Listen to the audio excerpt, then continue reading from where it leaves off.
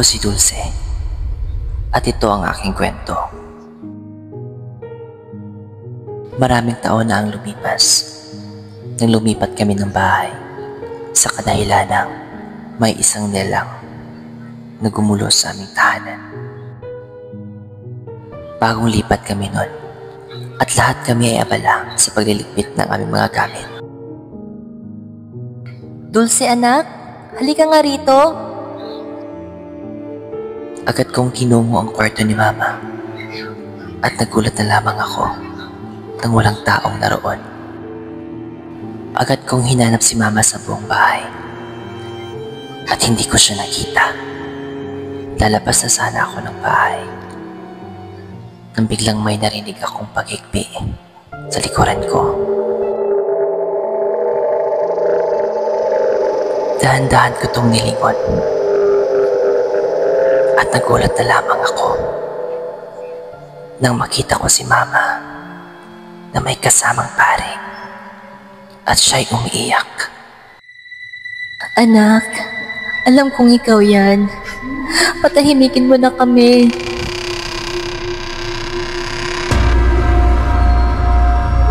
Mama, bakit niyo ako iniwan?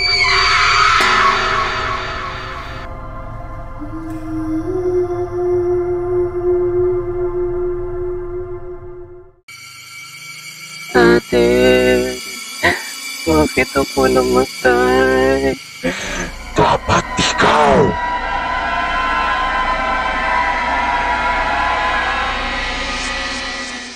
Nagising na naman ako sa masamang panaginip. Paulit-ulit na lang, hindi ako pinatatahimik. Isang makulimlim na araw yun nang umalis kami ng aking kapatid at pumunta ng bayan at sa di inaasahang pangyayari.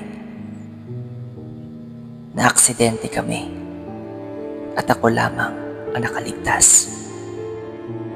At simula nun, hindi na ako pinatatahimik ng kaluluwa ng aking kapatid. Sheena, anong oras na? Magmadali ka na dyan. Aalis na tayo. Sandali lang. May inaayos lang ako. Kanina ka pa niyan ah. Ano ba yung dadalhin mo? Buong bahay? Eto naman, parang may inaayos lang eh. O sige na, tayo na.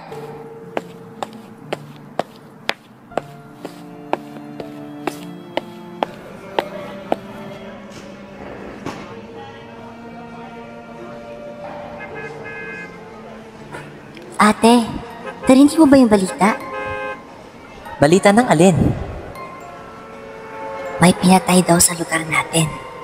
Lasog-lasog ang katawan. At higit sa lahat, basag yung bungo. Talaga ba? Sino? Ito ate, pakinggan mo. Isang babaeng natagpuang patay sa kanilang tahanan matapos ito magtamo ng maraming saksak sa katawan sa hindi pa kilalang sospek. Sa ngayon, iniimbestigahan na ng mga pulisya ang tunay na naganap at pinaghahanap ang posibleng sospek. Grabe, nakakaawa naman. Nakilala na ba ang biktima? Oo ate, at kilalang kilala mo siya. Ha? Sino? Ako.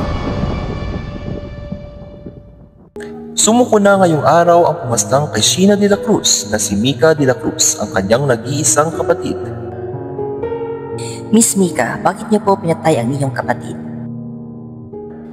Inahas niya ang boyfriend ko at nakita ko silang dalawa magkayakap sa kama. Kaya pinatay ko siya. Kaya bago pa man niya ako maunahan, inunahan ko na siya.